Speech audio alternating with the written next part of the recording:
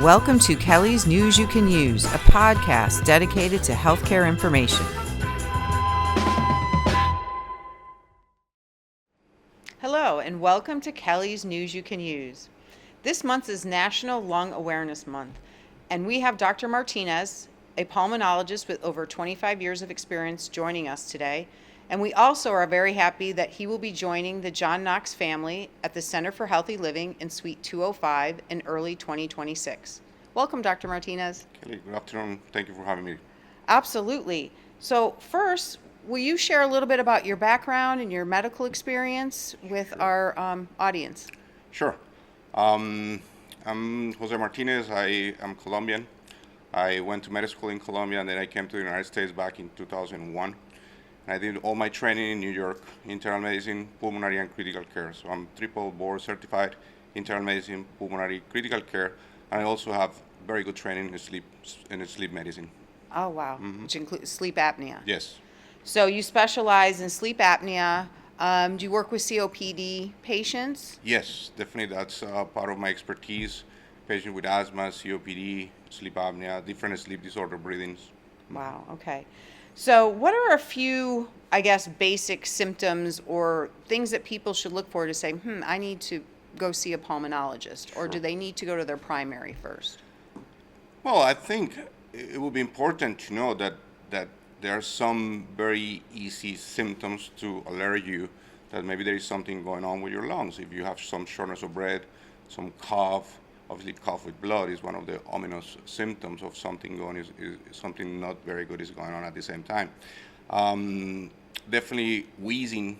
Wheezing is not normal. Wheezing is something that should alert you. That could be something like asthma, or sometimes even bad things like masses in the lungs can cause wheezing. So definitely wheezing could be something as benign as just like an acute inflammation of the airways, up to something bad like cancer. Wow, okay. And since 2020, when COVID hit, have you seen some, residual effects with older individuals that have got the COVID?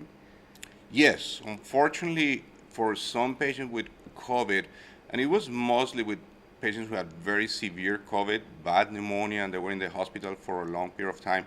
Some of these patients had bad fibrosis of the lung, scarring of the lungs.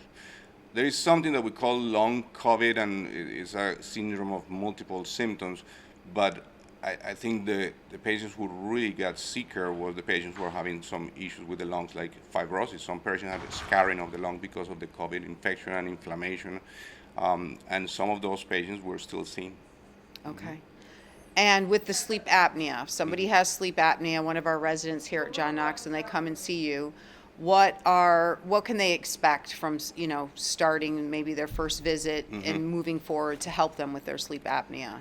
Sleep is one of my passions at this point, how to deal with patients with a sleep disorder breathing or sleep problems, insomnia, parasomnia, different diagnoses that we can see and we can detect based on a complete history. And so what you as a patient can expect when you see me in the office for sleep disorder breathing is definitely a full study, a full evaluation by me and my staff. Definitely, most likely you're going to have either a home sleep test or a nocturnal polysomnography, which is one of the most or the best tests to really know if you're having any issues with the sleep. And what exactly does that test entail? If it's a home sleep test, basically something that you do at home in your own bed, and you're going to get either a ring or a wristband that will monitor your oxygen overnight, will monitor your heart rate. It's a screening test for sleep apnea. If you go for the full nocturnal polysomnography, that's the fancy name for a sleep test, definitely is a much more accurate test that will tell me a lot about, for instance, the different stages of sleep, how your oxygen is at night, how is your effort, if you're going to sleep apnea or not. Sleep apnea means that some patients, when you're sleeping, they stop breathing. That's not normal. Normally, you should breathe the whole night that you're sleeping. So I tell my patients that it becomes like a battle from you trying to have a good sleep, a good deep sleep, and your brain waking you up to breathe. If you stop breathing, your brain will detect that and will notice that your oxygen goes down, your CO2 goes high, and the brain says, no, I need you to breathe. So it becomes a battle between the brain and you trying to get a good deep sleep. But that's something that needs to be evaluated and needs to be treated. They're unable to sleep and get into REM because Yes, they're waking it's up. part of the REM, it's part of the deep sleep. We know that normally you should have at least 3 or 4 cycles of deep sleep overnight. 20 minutes, 25 minutes. If you go into sleep apnea, you don't have that restorative sleep. So the next morning you feel tired, you feel not refreshed. Morning headaches is one of the symptoms of sleep apnea. So there are some symptoms that alert me, hey, this is something that some patient that we should look for sleep apnea. Very interesting. So I was also reading, and I've never heard of this, and we wanted to learn a little bit more on what is the overlap syndrome, and how that can be treated. So there are different types of overlap syndrome, but regarding sleep apnea and COPD, there are some patients that have the two diseases, COPD and sleep apnea. And the decrease on oxygen saturation at night and the complications can be worse on these kind of patients. So this is something that needs to be evaluated, identified, and treated.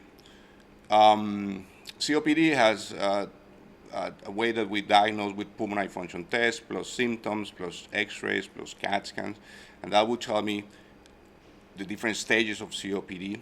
And with sleep apnea, if we are able to diagnose this overlap syndrome, a lot of these patients need positive pressure ventilation at night, what we call either CPAP or BiPAPs, which is a way of keeping the airway open. That's the idea of using this kind of devices to help the patient to sleep well and breathe while they are sleeping.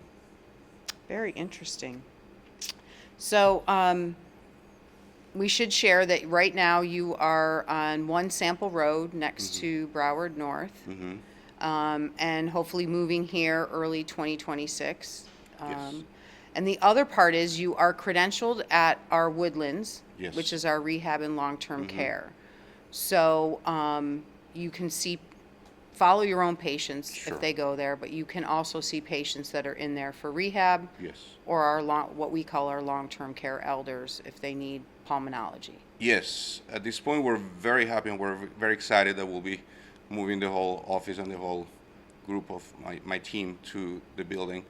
We're very excited, and I have privilege at Broward North, Imperial, and Holy Cross, and definitely Woodlands as well. So we're very happy and looking forward to work with you guys and make this a place that definitely we can help the residents to have a better care for their lungs and keep improving. Wonderful. But you can also see our employees as well. 100%, yes. So what is the number of your office to call, let's say, if somebody wanted to reach you now before you move into the Center for Healthy Living? Sure, the number is 954-941-1100. My office manager is Maria, so you can call and ask for Maria, and definitely she will help you. Wonderful. And you were also here at our health fair. Oh yeah, educating. That was a lot of fun. Yeah. And actually I have some patients already going to my office after that fair. Fantastic. Well, thank you so much for your time today. I know you have a busy schedule and teaching us a little bit more about pulmonology. And until next time, thank you for joining us.